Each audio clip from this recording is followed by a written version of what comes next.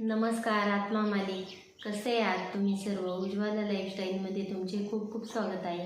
बहरलेली फुले तुम्हा सर्वांना सुगंध देवो, परमेश्वर तुम्हाला सुखात ठेवो, अशी मी माझ्या सद्गुरूंच्या चरणी अगदी मनापासून प्रार्थना करते आणि आजच्या व्हिडिओला सुरुवात करते.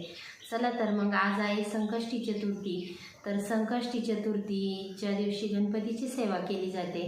त्या दिवशी गणपतीची सेवा केल्याने आपल्या जीवनातील अनेक दुःख दूर होतात, जीवनातील अनेक समस्याही दूर होतात.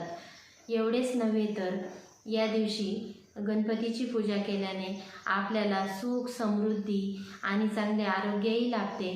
त्यासाठी संकष्टीच्या दिवशी जास्तीत जास्त गणपतीची सेवा करावी. त्या दिवशी गणपतीच्या मंदिरात किंवा घरातही गणपतीसमोर गणपतीला पहिल्यांदा पाण्याने, नंतर पंचामृताने, परत पाण्याने असा गणपतीला अभिषेक करावा. अभिषेक करताना ओम ग गणपते नमः या मंत्राचा जप करावा आणि त्यानंतर गणपतीला 21 दुर्वा, 21 मोदकांचा नैवेद्य दाखवू शकता. लाल जास्वंदीचे फुले गणपतीचे आवडते, ते गणपतीला ठेवू शकता. गव्हाच्या पिठाचे मोदक करता आले तर ते मोदक करा. उकडीचे मोदक पण गणपतीला आवडतात, त्या दिवशी उकडीचेही मोदक करू शकता. रेडीमेड पेड्याचे मोदक मिळतात, तेही मोदक आणून तुम्ही गणपती बाप्पाला ठेवू शकता. पण संकष्टीच्या दिवशी मोदक हे गणपती बाप्पाला अवश्य ठेवावे. नाही, गणपतीला लाल फूल व्हावे, दिवसभर उपवास करावा आणि संध्याकाळी किंवा सकाळी गणपतीची कहाणी वाचण्यास विसरू नये. म्हणजे चंद्रोदयाच्या वेळी गणपतीची आरती करावी, गणपतीला नैवेद्य दाखवावा आणि नंतर आपण भोजन करावे. आणि संकष्टी चतुर्थीच्या दिवशी देवापुढं कापूरही प्रज्वलित करावा. जी संकष्टी चतुर्थी मंगळवारी येते तिला अंगारकी असं म्हटलं जातं. अंगारकीपासून संकष्टी चतुर्थीचे व्रत धरण्यास सुरुवात करावे. आणि ज्या दिवशी तुम्ही संकष्टी चतुर्थी धरणार असेल अंगारकीच्या दिवसापासून, तर त्या दिवशी गणपतीच्या मंदिरात जाऊन गणपतीला 21 दुर्वा, लाल फूल, मोदक, नारळ आणि फूल ठेवावे. ओम ग गणपते नमः या मंत्राचा जप करावा आणि गणपतीचे दर्शन घ्यावे. त्याचबरोबर संकष्टी चतुर्थीचे 4-5 उपायही मी तुम्हाला सांगणार आहे. नंबर 1, संकष्टी चतुर्थीच्या दिवशी तुम्ही आपल्या मुलांना गणपतीच्या मंदिरात घेऊन जावे. मुलांच्या हातात 21 दुर्वा, लाल फूल आणि खिरापत किंवा गोड काही पण घेऊन गणपती पुढे ठेवायला लावावे. त्यानंतर 11 वेळेस ओम ग गणपते नमः या मंत्राचा आपल्या मुलांना जप करायला लावावा. गणपतीचं मुलांना दर्शन घ्यायला लावावं. यांनी काय होते तर गणपती बाप्पा हा बुद्धीचा देवता आहे, तर मुलांच्या अभ्यासात प्रगती होण्यास मदत होते.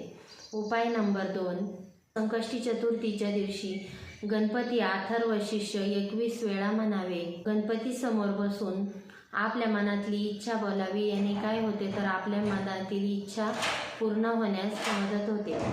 नंबर 3, संकष्टी चतुर्थीच्या दिवशी संकष्टी चतुर्थीची कहाणी तर वाचावीच, पण त्या दिवशी संकटनाशन स्तोत्र वाचावे.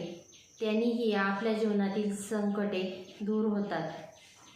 नंबर 4, संकष्टी चतुर्थीच्या दिवशी गणपतीला लाल जास्वंदाचे फूल, 21 दुर्वा, मोदक, शमीपत्र हे गणपतीच्या मंदिरात घेऊन जावे, गणपतीला वाहावे. नंबर 4, संकष्टी चतुर्थीच्या दिवशी 21 दुर्वा, लाल जास्वंदीचे फूल, शमीपत्र, 21 मोदक हे गणपतीच्या मंदिरात घेऊन जावे. गणपतीसमोर कापूर लावावा, अगरबत्ती लावावी आणि 11 वेळेस ओम ग गणपते नमः या मंत्राचा जप करावा आणि त्यानंतर आपल्या मनात जी इच्छा असेल ती बोलावी. त्यांनी काय होते तर आपल्या इच्छा पूर्ण होण्यास मदत होते. 5, संकष्टी चतुर्थीच्या दिवशी गणपतीला गोड खोबऱ्याचा नैवेद्य दाखवावा. याने आपल्या घरात सुख, समृद्धी आणि शांतता येण्यास मदत होते. संकष्टी चतुर्थीच्या दिवशी गणपतीला पाण्याने स्नान घालावे. स्नान अथर्व शीर्ष म्हणावे आणि ते पाणी आपल्या मुलांना प्यायला द्यावे. याने काय होते तर मुलांची बुद्धी तेज होण्यास मदत होते.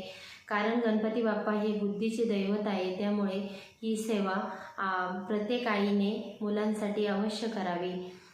तर अशा प्रकारे संकष्टी चतुर्थीच्या काही सेवा उपाय मी तुम्हाला आजच्या व्हिडिओत सांगितलेले आहे.